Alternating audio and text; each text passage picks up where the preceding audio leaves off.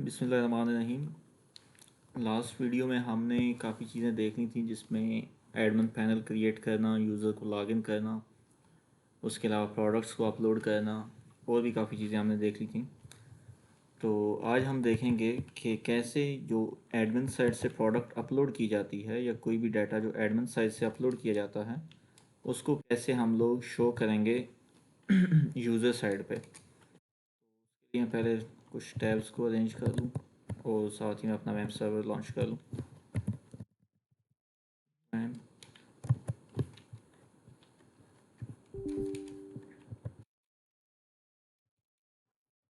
Last time हमने admin panel बनाया था, उसके अंदर एक प्रोडक्ट का पेज बनाया था,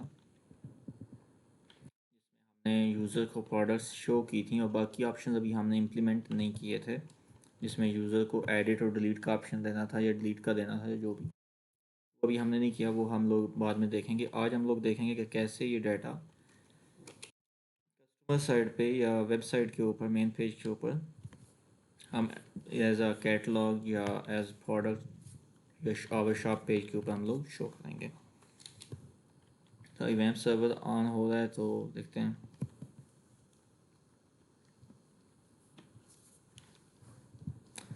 तो मैं ओपन करता हूँ अपने वेब पेज को, लोकल होस्ट,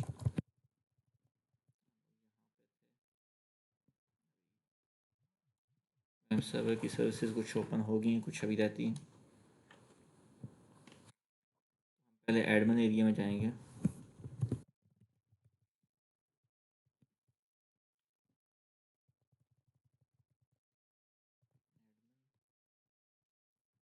यहाँ पे हम लोग लॉगिन करेंगे।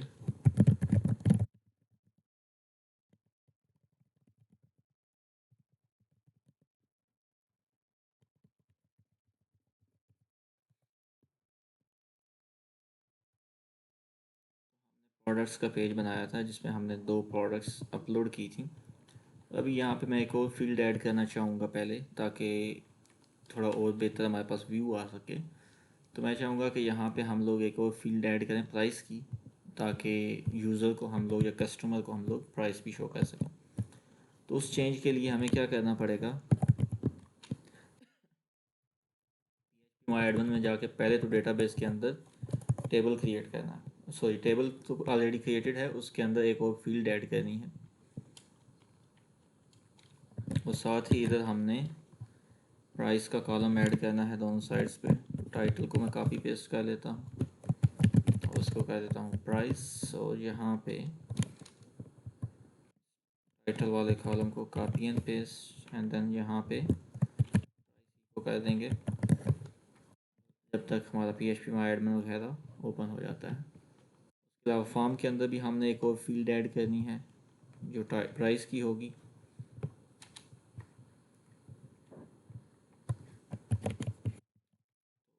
करेंगे प्रोडक्ट प्राइस, या आप इसको सेल प्राइस भी कह सकते हैं, जो आप कहना चाहें।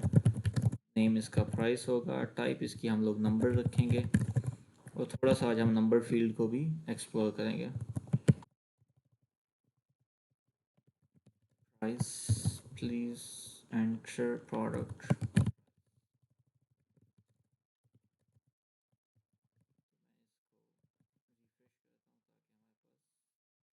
यहाँ पे ये मैं एरर आ रहा है, अनडिफाइंड इंडेक्स प्राइस इन, क्योंकि अभी हमने डेटाबेस के अंदर कॉलम क्रिएट नहीं किया प्राइस का। पहले वो क्रिएट कर दूंगा क्योंकि हमारे पास PHP माई एडमिन ओपन हो चुका है।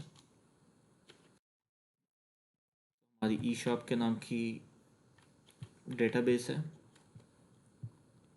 और प्रोडक्ट्स के टेबल के अंदर हमने चेंज करना है। इसके स्ट्रक्चर में जाएंगे, एक कॉलम ऐड करना है। कहाँ पे करना है, मैं टाइटल के बाद ऐड करना चाह रहा हूँ। आप नॉर्मली जहाँ मर्जी ऐड कर सकते हैं कॉलम।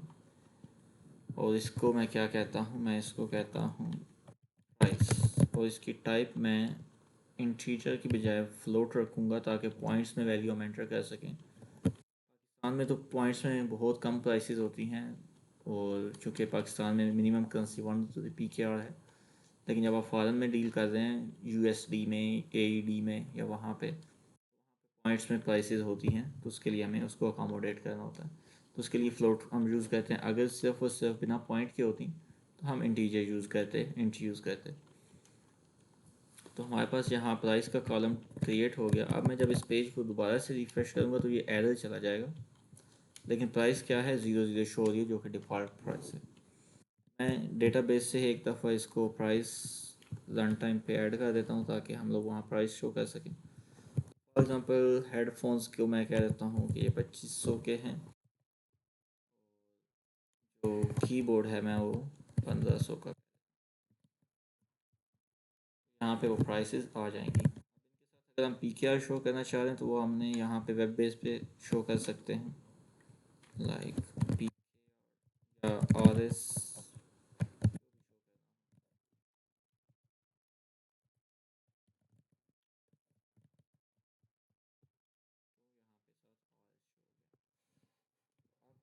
मैंने कहा था कि हम कुछ चीज़ें और देखेंगे जो इनपुट टाइप नंबर है उसके हवाले से। तो इसके साथ हमारे पास कुछ और एट्रीब्यूट्स हैं, जैसा कि हम लोग यहाँ पे लिमिटेशंस लगा सकते हैं कि एक तो हम लगाते हैं रिक्वायर्ड की लिमिट, एक हम लगा सकते हैं मिन की, कि मिनिमम प्राइस जो है वो 1 होनी चाहिए, 1 से नीचे प्राइस नहीं हो सकती। मैं अगर इसको रिफ़्रेश करता हूँ और यहाँ पे टाइटल को ये जस्ट रैंडमली पुट करता हूँ और सेव क्लिक करूँगा तो ये क्या कहेगा, प्लीज़ एंटर प्राइस। मैं इसको 0 एंटर करूँ तो ये ग्रीन नहीं होगा, जैसे ही 1 करूँगा तो ये ग्रीन होगा। मिनिमम प्राइस हम रख सकते हैं, मैक्सिमम प्राइस मैक्स भी हम सेट कर सकते हैं, मैक्स।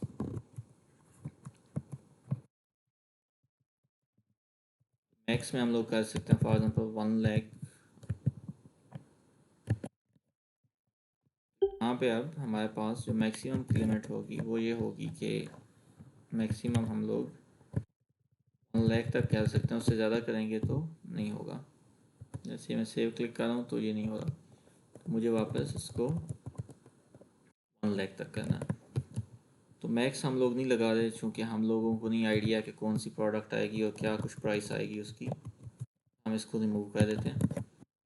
मिलियंस की भी प्रोडक्ट हो सकती है, जो भी हो सकती है। इसके अलावा एक और होता है इसके अंदर स्टेप पॉइंट, 0.1 अगर करते हैं, अगर पहले मैं कर दूँ, अभी मैंने वो सेव नहीं किया, तो पॉइंट के बाद हम जितनी मर्जी वैल्यूज ऐड कर सकते हैं।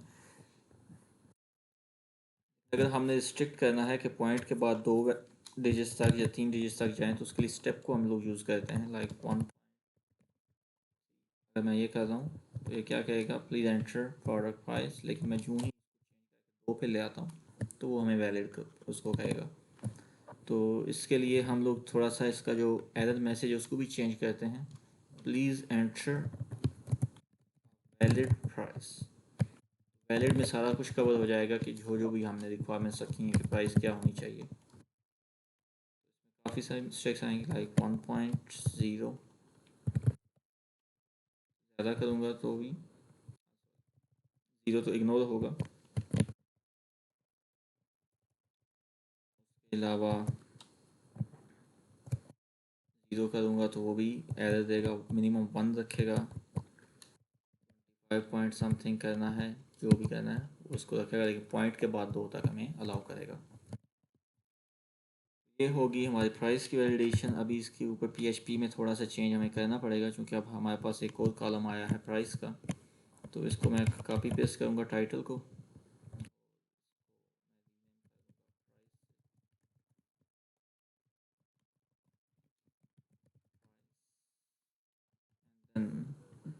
यहाँ पे कोई ज़रूरी नहीं है कि यहाँ जो जिस ऑर्डर में है उसमें हो, लेकिन बेटर है कि उसी ऑर्डर में रखें, प्राइस एंड देन टाइटल के बाद डॉलर।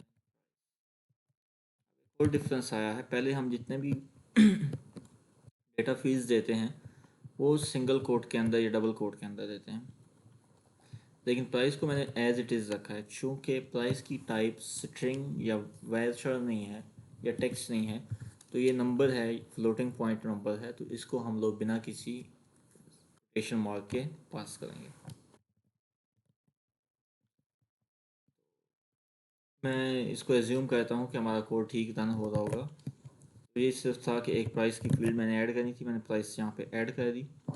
अब हम वापस मूव करते हैं अपनी वेबसाइट के ऊपर जो शॉप का पेज हमने ऐड करना है उसकी तरफ। शॉप का पेज अभी हमारे पास एम्प्टी है, वर्कआउट करेंगे।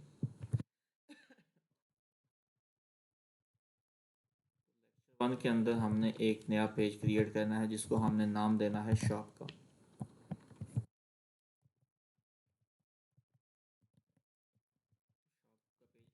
क्रिएट हो गया और जो इंडेक्स का पेज है उसी को हम लोग यूज़ कर लेते हैं।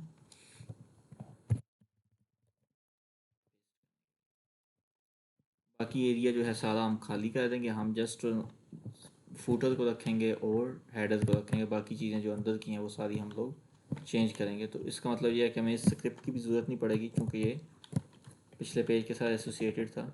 मैं इसको भी रिमूव कर रहा हूँ।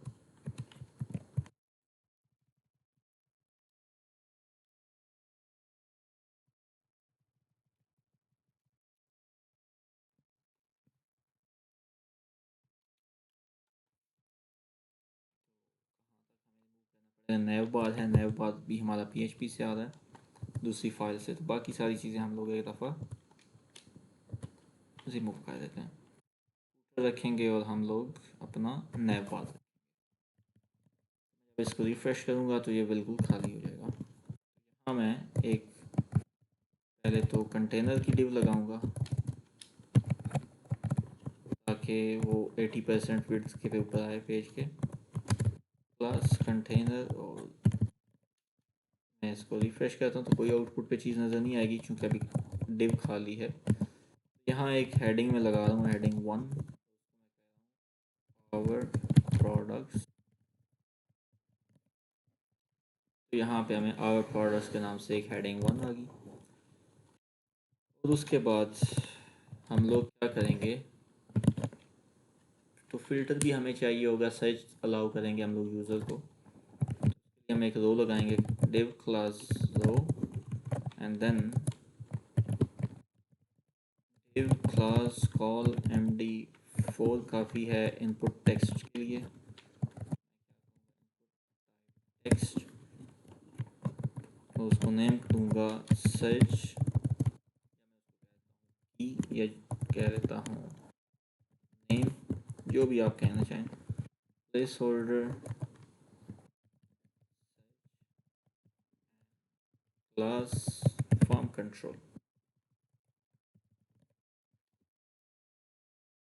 एक हमारे पास सर्च बॉक्स आ गया, इसके साथ आगे नेक्स्ट इसके बटन लगाना है। हमें क्या करना है, div कॉल md काफ़ी है, 1 भी काफ़ी होगा बटन के लिए।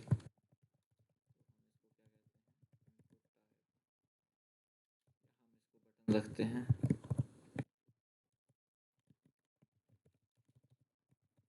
बटन, और इसको मैं सर्च, ऊपर हम लोग आइकन भी लगाने की ट्राई करते हैं। सर्च, सर्च का आइकन आ गया। इसको हम क्लास लगाते हैं बूटस्ट्रैप की, क्लास ptn लगाएंगे तो ये इसको एज अ बटन कंसिडर करेगा बूटस्ट्रैप का। फिर उसके बाद इसके ऊपर लगाएंगे ptn, सक्सेस करेंगे तो ये ग्रीन हो जाएगा। और इसकी स्पेस थोड़ी कम है तो उसके लिए हम इसको 2 करते हैं, फिर देखते हैं क्या सीन होता है। काफ़ी है, वो आपस में अलाइन हो गए हैं। सर्च बटन क्रिएट हो गया। चीज़ हमने करनी है वो यहाँ पे प्रोडक्ट्स लिस्ट करनी है। तो मैं एक हॉरिजेंटल लाइन लगा रहा हूँ HR से,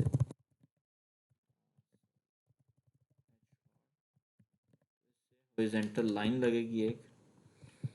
तब इसके नीचे हमने प्रोडक्ट्स लिस्ट करनी है। तो प्रोडक्ट लिस्ट करने का तरीका जो मुझे अच्छा लगेगा या जो नॉर्मली हम वेबसाइट्स के ऊपर देखते हैं वो क्या है। फॉर एग्ज़ाम्पल मैं कोई वेबसाइट ओपन करता हूँ, ये कोई भी कर लेते हैं।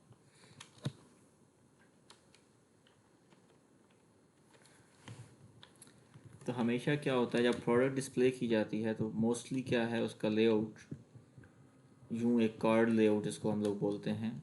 कहीं पे नाम लिखा होता है, पिक्चर होती है, प्राइस होती है और डिफरेंट चीज़ें। फॉर एग्ज़ाम्पल सर्च करते हैं।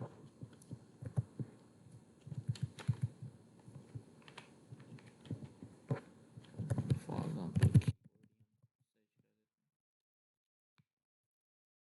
का लेआउट क्या है कि लेफ़्ट पे पिक्चर है, देन टाइटल है या डिस्क्रिप्शन है, देन उसकी प्राइस है और जो भी चीज़ें हैं। तो क्या बनाना चाह रहे हैं, मैं ये चाह रहा हूँ कि ऊपर सामने हमारे पास इमेज हो। ऐसे भी हम बना सकते हैं, जो हमारी चॉइस है वो हमारी अपनी है। मैं कुछ इस तरह का लेआउट चाह रहा हूँ कि सेंटर ऊपर पिक्चर हो, देन नीचे उसका नेम हो, देन नीचे उसकी डिस्क्रिप्शन हो, देन प्राइस एंड एक साइड पे ऐड टू कार्ट का बटन। ये हम क्या करेंगे, हम लोग जो ग्रिड लेआउट है बूटस्ट्रैप का वही यूज़ करेंगे, ताकि हम एक रो के अंदर 3 या 2 या 4 जितनी प्रोडक्ट शो करनी चाहें तो वो हम कर पाएंगे। तो उसके लिए हमें क्या करना है, HR के बाद सबसे पहले काम है एक डिव लगाना, उसको क्लास दे देनी है रो की। अगर इससे भी मैं आपको एक और बेहतर आइडिया दिखा दूँ, अब हमने लेआउट बनाना ही है तो हमारे पास बूटस्ट्रैप हमें कार्ड प्रोवाइड करता है, बूटस्ट्रैप कार्ड्स, तो हम एज अ प्रोडक्ट लेआउट के लिए हम लोग यूज़ कर लेंगे, जो तकरीबन सिमिलर है जो आइडिया हम चाह रहे हैं। ये है ऊपर image, title, description and some button, और यहाँ पे हम कुछ इसके अंदर और भी चेंजेस करना चाहें तो कर सकते हैं। हम इसी कार्ड को कॉपी करते हैं, थोड़ा सा हमें इसका CSS वगैरह चेंज करना पड़ेगा, हम लोग कर लेंगे। डिव क्लास कॉल MD4 करेंगे तो एक रो के अंदर 3 बार 12 तो 3 प्रोडक्ट शो होंगी। अभी इसको एक दफ़ा अलाइन कर देता हूँ, इसको रिफ्रेश करूँगा तो हमारे पास ये एक लेआउट आ गया। इसमें एक इशू है, वो यहाँ पे विड्थ का है, ये फिक्स्ड विड्थ है, तो हम इसको चाहते हैं कि 100% जाए। 100% किसका जाएगा, ये अपने पेरेंट का, जो कि डिव कॉल MD4 है, तो ये फिर हमारे पास स्क्रीन के ऊपर 3 की जगह लेगा। अब 3 आ जाएंगे हमारे पास, जैसे कि मैं अगर इसको कॉपी पेस्ट करता हूँ, 1 2 3 4 हैं तो 3 पहली रो में आएंगे और बाकी एक नेक्स्ट पे आ जाएगा। और इसके अंदर हम लोग अपनी एक और क्लास भी क्रिएट करते हैं, तो हमें सारे इतने कॉपी पेस्ट नहीं करने पड़ेंगे, क्योंकि हम PHP लगाएंगे तो बस एक को ही हम लूप कर लेंगे। तो इसमें हम एक क्लास लगा रहे हैं अपनी, जिसको हम नाम दे रहे हैं प्रोडक्ट का। तो CSS हमारे पास पड़ा है यहाँ, CSS के अंदर स्टाइल, तो इसके अंदर हम लोग प्रोडक्ट, और इसके यहाँ पे देखें दोनों के दरमियान स्पेस नहीं है, तो इसके लिए हम लोग बॉटम पे मार्जिन लगाएंगे, मार्जिन बॉटम 5 पिक्सल्स। लेआउट हम देखेंगे अगर हमें ज़रूरत पड़ी। अभी मैं रिफ़्रेश करूँगा तो ये खाली एक रह जाएगा, तब इसके लिए PHP पे वर्क करना स्टार्ट कर। PHP यहाँ पे हम लगाएंगे, कैसे लगाएंगे, वो यहाँ हम इसके बाय लगाएंगे। ये यहाँ से यहाँ तक हमारा एक प्रोडक्ट है, हमारा लूप इस पूरे हिस्से पे चलेगा, जो ये हमारा हिस्सा है। हमने लूप टेबल के लिए चलाया था, सेम वही होगा, थोड़ा सा चेंज होगा उसमें। PHP एंड देन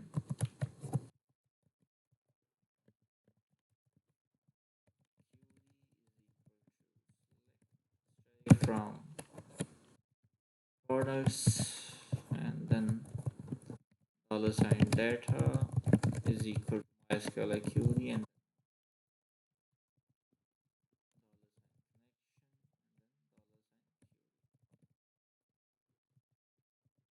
then हम लोग लगाएंगे एक while loop, और लूप के अंदर $row is equal to MySQL fetch array and then $data and at the end हम लोग यहाँ से ब्रैकेट क्लोज करेंगे। तो मैंने क्या कहा कि हम यहाँ तक इसको रखेंगे,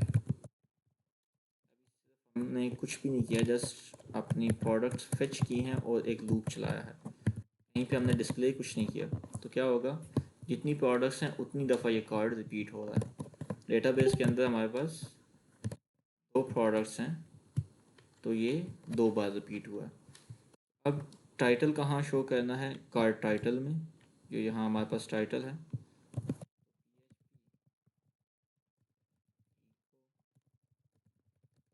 $, जो इंटू टाइटल शो करूँगा तो क्या हुआ, हेडफोन्स एंड प्रो कीबोर्ड मैंने वहाँ पे सेट किए थे। और यहाँ पे हमने डिस्क्रिप्शन शो करनी है, तो PHP साइन तो एंड देन इनसाइड यहाँ पे डिस्क्रिप्शन शो होगी जो भी हमने प्रोडक्ट की सेट की थी। और उसके बाद रह गया इमेज, तो इमेज के लिए यहाँ पे हमने सोर्स लगाना है। सोर्स क्या है हमारे पास, इमेजेस हमारे पड़े हैं प्रोडक्ट्स के अंदर, तो प्रोडक्ट्स P स्मॉल है।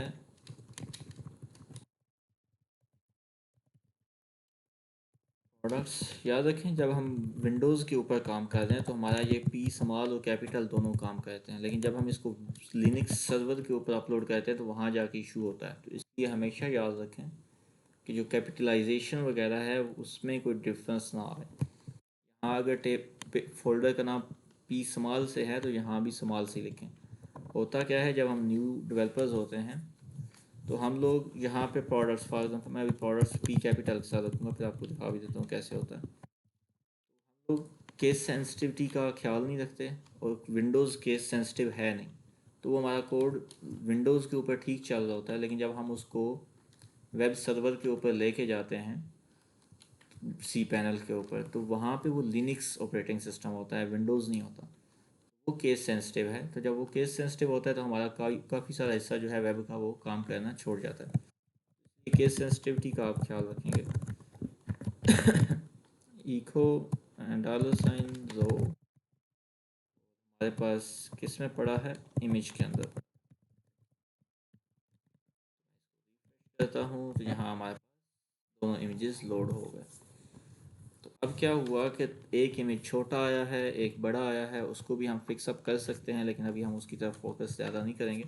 अभी हम लोग देखेंगे कि इसके ऊपर यहाँ हमने प्राइस कहीं पे शो करें। तो मुझे अभी माइंड में ये आ रहा है कि यहाँ इसके सामने हेडफोन और यहाँ पे एक छोटा सा ग्रीन बैकग्राउंड के साथ लेबल लगाया जाए जिसके ऊपर प्राइस लिखी हो। तो उसके लिए हमारे पास बूटस्ट्रैप कुछ प्रोवाइड करता है, जो हमें कहते हैं, हम उसको पेजिनेशन प्रोपोवस सोर्स पार्ट, हम उसको बैच बोलते हैं। तो ये हम जहाँ से कोई एक उठा लेते हैं, तो ग्रीन वाला लेना है तो हम सक्सेस वाला यूज़ करेंगे।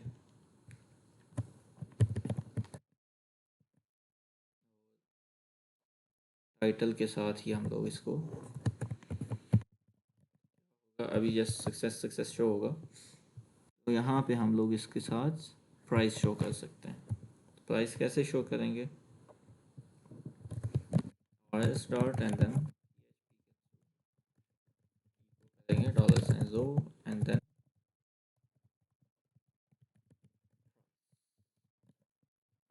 क्या हुआ, हमें प्राइस शो हो गई।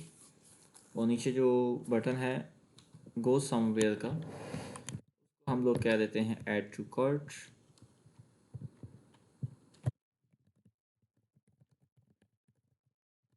और यहाँ पे इसके ऊपर आइकन भी हम लगाते हैं। तो आइकन हम कहाँ से ले रहे हैं, फॉन्ट ऑसम से ले रहे हैं।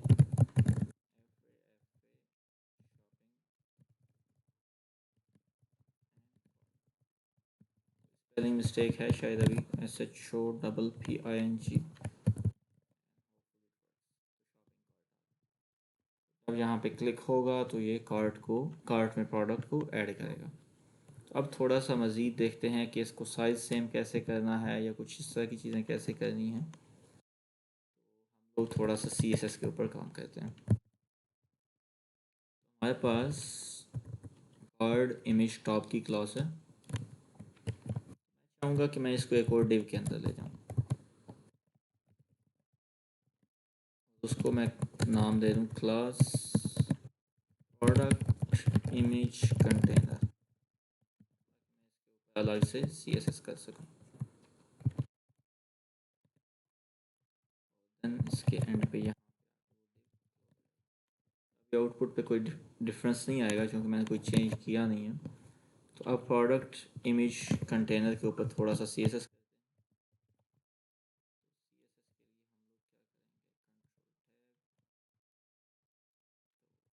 मैंने वहाँ से इसको कॉपी किया था, वो यहाँ पेस्ट करेंगे। हम हाइट फिक्स कर देते हैं, इमेज कंटेनर की हम हाइट कर देते हैं फॉर एग्ज़ाम्पल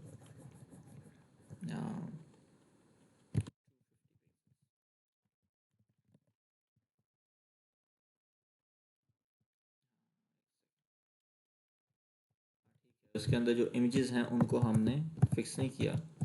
इसके अंदर जो इमेज है उसकी हाइट क्या करनी है, 100% करनी है। जो इसकी पेरेंट की हाइट होगी उसके अकॉर्डिंग एक सेकेंड CSS लोड होना चाहिए। हाँ ठीक है।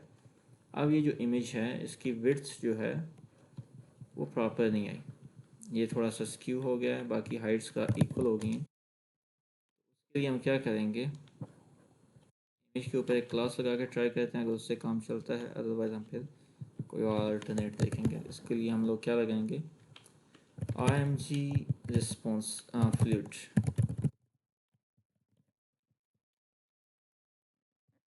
IMG फ्लूट काम नहीं कर रही क्योंकि हमने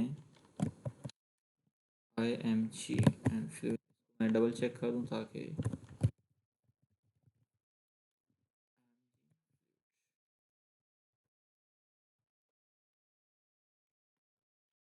सेम है ऑलमोस्ट आई गेस। और काम क्यों नहीं कर रही, उसकी वजह यह है कि हमने ऑलरेडी इसके ऊपर CSS लगा के उसकी हाइट वगैरह फिक्स की है। तो उसके लिए हमें क्या करना पड़ेगा, उसके लिए हम लोग कुछ देखते हैं आइडिया कि हमारा ये इमेज जो इस तरह से स्क्यू भी ना हो। तो उसके लिए हम क्या करेंगे, लोग करेंगे CSS पे जाएंगे, इमेज है उसकी हाइट हम ख़त्म कर देते हैं। क्या हुआ, ये इमेज थोड़ा नीचे चला गया और टेक्स्ट के अंदर आ गया। तो उसके लिए हम लोग क्या करेंगे, के लिए हम लोग यहाँ लगाएंगे इसके अंदर ओवरफ्लो। ओवरफ्लो को क्या कर देंगे, हाइड कर देंगे। तो जो ओवरफ्लो हो रहा है इमेज डिव के बाद वो हमने हाइड कर दिया। अभी एक दफ़ा हमारा जो लेआउट है वो कुछ बेहतर हो गया। तो अभी थोड़ा सा एक और चेंज करते हैं, 250 300 कर देते हैं। तो अब किसी हद तक दोनों इमेजेस जो हैं वो कंपनसेट हो गए। अब जो हमारे पास कंटेनर है इसके ऊपर हम स्टाइल वगैरह लगा सकते हैं, बॉर्डर भी हम लगा सकते हैं 1 पिक्सल्स।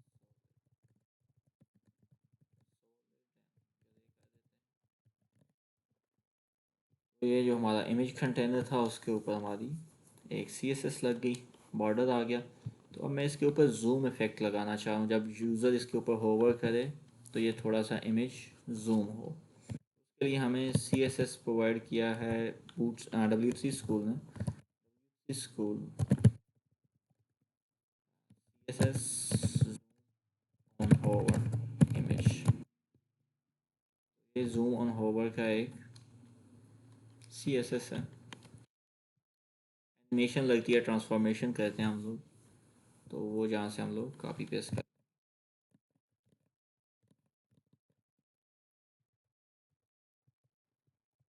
हमारे पास लगेगा इस इमेज के ऊपर transform.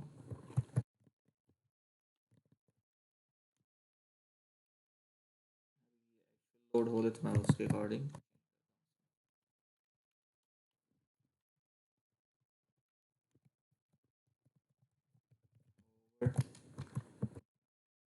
Transform scale. Scale mean कि उसका साइज चेंज करो 1.1, विच मीन्स 1 ऑलमोस्ट जो उसका साइज है थोड़ा सा बड़ा हो। और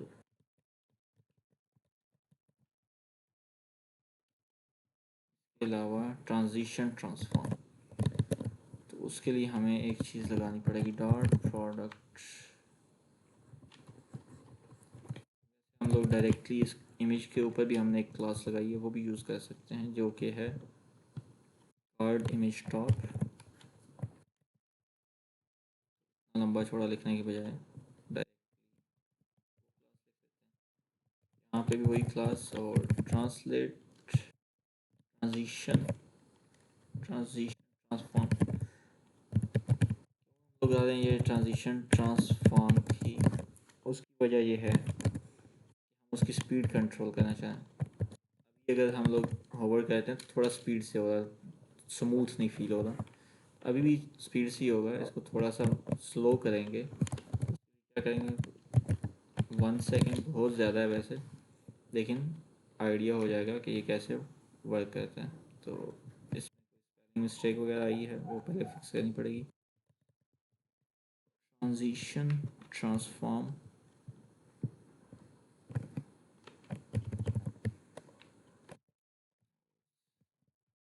ट्रांसफॉर्म के स्पेलिंग गलत है। क्या होगा कि आप पूरा 1 सेकेंड लगाएगा इसको होवर पे मूव करने पे। 0.5 सेकेंड रखते हैं जो कि ऑलमोस्ट इनफ टाइम होगा।